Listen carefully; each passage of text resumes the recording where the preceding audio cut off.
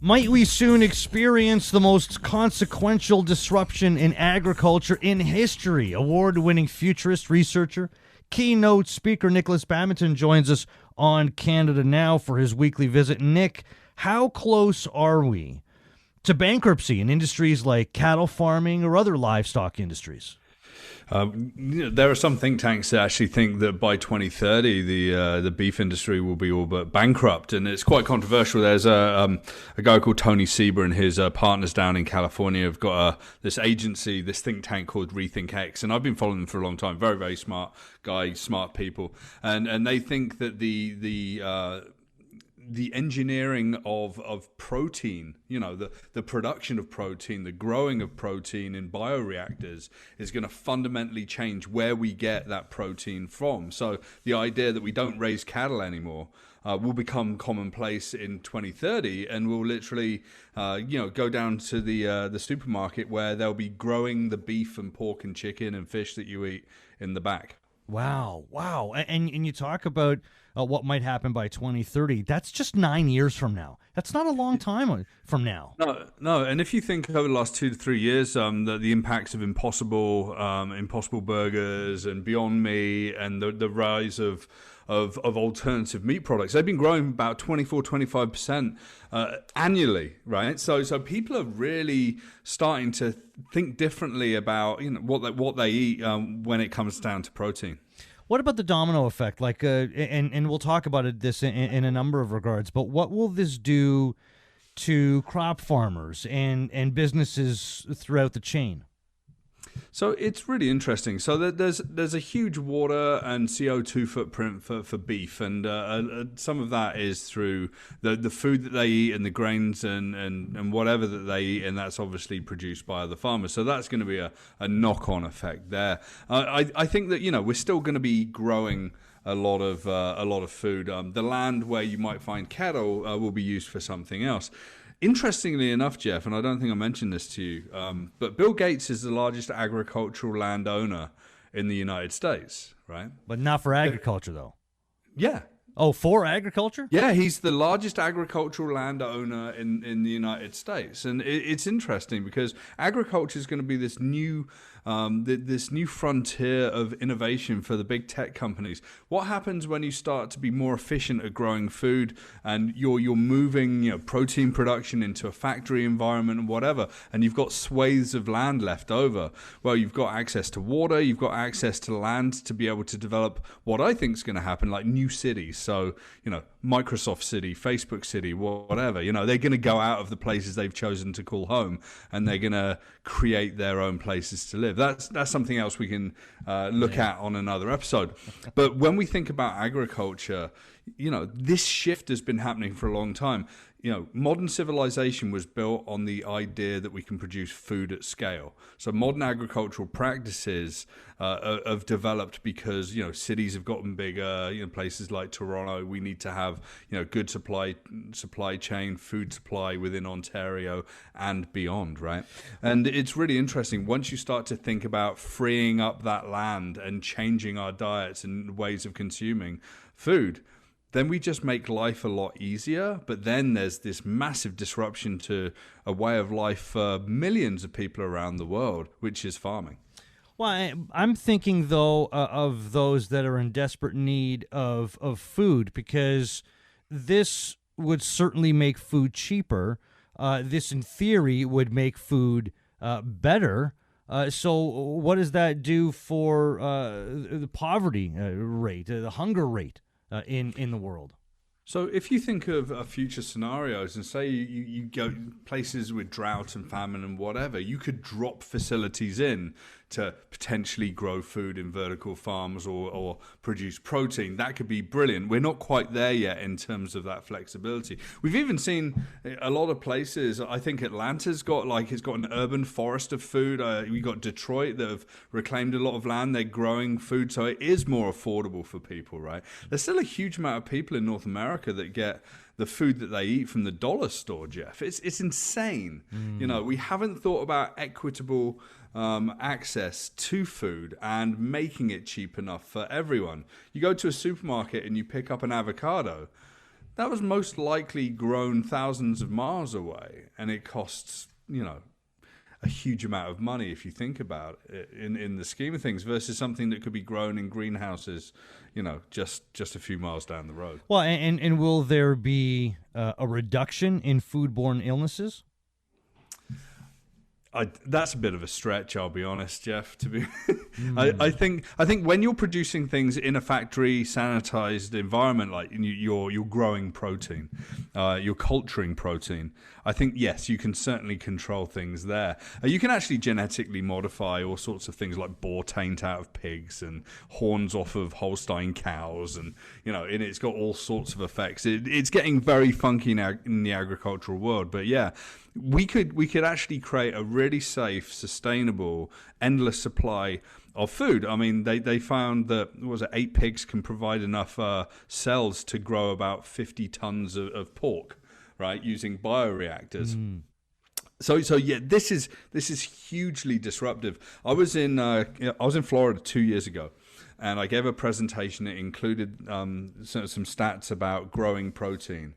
And this guy in a cowboy hat came up to me afterwards, and he was the ex head of the Cattlemen's Association of the United States, and he just discounted. He just said, "This is hogwash." That's what he said. Just hogwash. But of course, no one likes disruption to their industry. Sure. Are you going to see it shaken? I had a conversation off the record with him, and his industry was being shaken by so many forces that they're scared of, these things being sort of the straw that breaks the cow's back, as it were, Jeff. Well, very nice. That was very good. Half of the jobs in U.S. beef and dairy production will be gone by 2030. 90% by 2035, but on the flip side, where will jobs be created?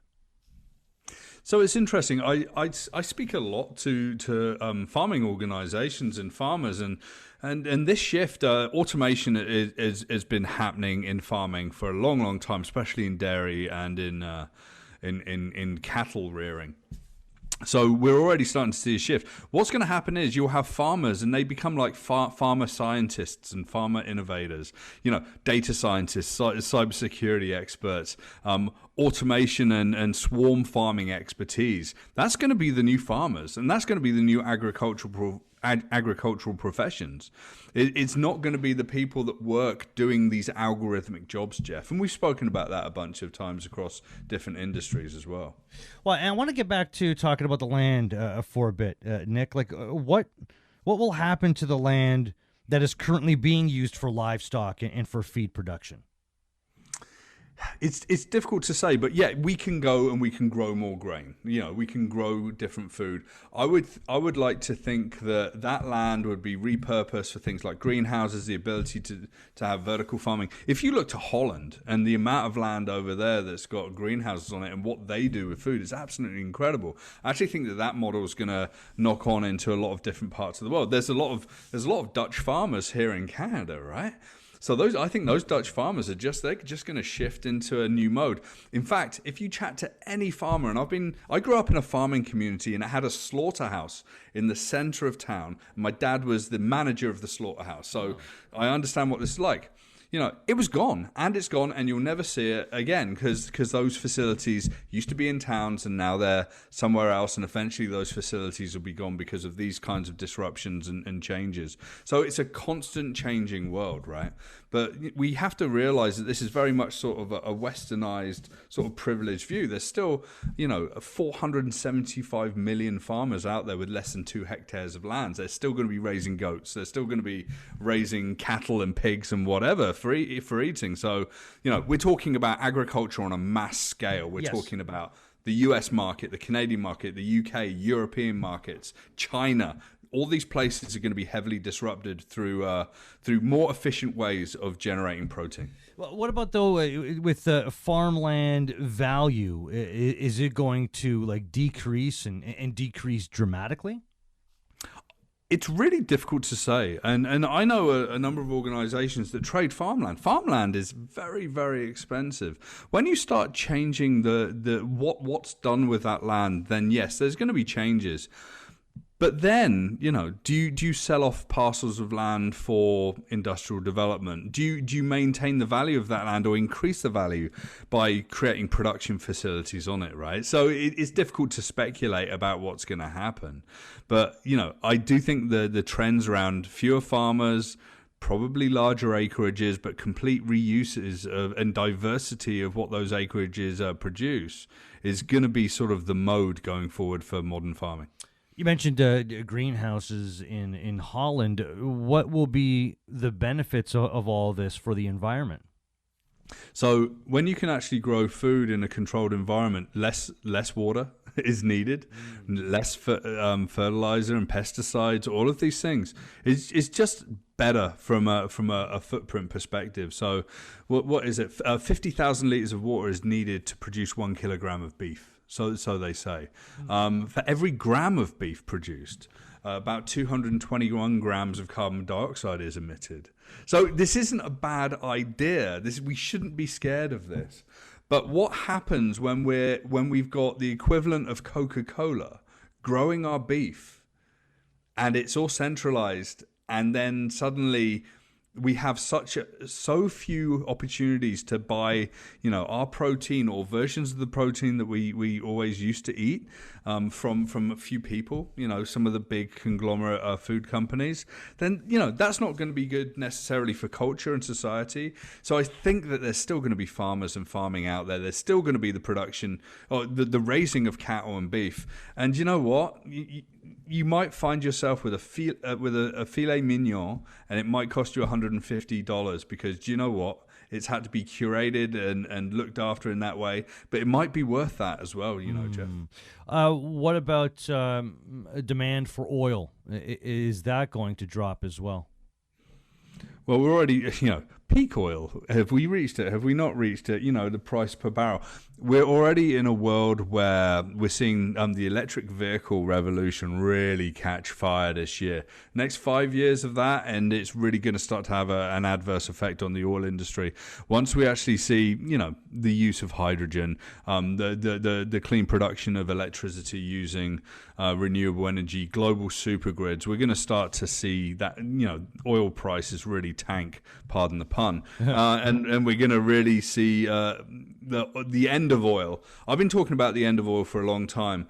In the farming industry, there's a big discussion, carbon taxes. It's really hot topic, and the farming machinery that needs to run on diesel and whatever. But it's going to be electrified. It's going to be electric vehicles. Eventually, the batteries will have a decent capacity to do all of that farming, and carbon taxation hopefully stops being an issue, really. With major food producers or major producers of animal products, should they get out of the biz? Should they pivot big time? I think any farmer that produces any kind of crop is going to diversify what they do. There's some really interesting stories in Canada, a place like PEI, and farmers diversifying their crop to grow, things like bigger crops of potatoes for use in pharmaceuticals and whatever. They're plant medicines and whatever. So I think it's really interesting. The diversity is going to happen. Are we going to go to the cattle industry and tell them to get out of it? Not necessarily, but they have to be aware that this disruption is going to come. And once it catches fire and it starts to gain pace, you don't want to be caught with all of those assets and infrastructure on hand. So it would be wise for any farmer to take a look at the portfolio of what they do, look at the trends for the future, and then try and understand, how they can really diversify and provide a lot of different options for their business to keep growing, survive, and thrive. What is all of this? Because this affects so many different areas. We start off talking about agriculture, but again, a domino effect there. What will all of this do for trade relations? Well, it should simplify things if you think about it, Jeff, right? So pork bellies is a huge commodity in the world, and we trade a lot of that from the US to Canada, from Canada to the US, from China to the US, from Canada to China. No, these are bargaining chips. This is big monies. There's futures out there that are traded on all of these, and global bacon shortages are like huge calamities in the food world. If you think about it, all of that goes away because we can just grow the bacon, grow the fish, grow the beef, grow the lamb. In facilities on the outskirts of cities or wherever, really. I think I'd end up specializing growing bacon because I just can't get enough of bacon. Do you know what, Jeff? It's not such a bad idea. Yeah. I don't think that we'll have at-home bacon producers, but do you know what? Very much like brewing your own beer and winning awards for your specially brewed beer. Yeah. Maybe you can win awards for the Jeff Sammut bacon protein growing competition. I don't know what you call it though. I don't know. I'll come up with a good name, but I'll tell you, if word gets out on my street that I'm the one producing bacon, there'll be a lineup down my driveway and all the way up the street because everybody loves bacon that much. The black market, keep it underground, yeah. Check out NikolasBadminton.com, futurist researcher, keynote speaker, Nikolas Badminton. Always a pleasure, dude. We'll do it again next week. I'll see you in the future, Jeff. All right. Looking forward to it. There is Nick Badminton.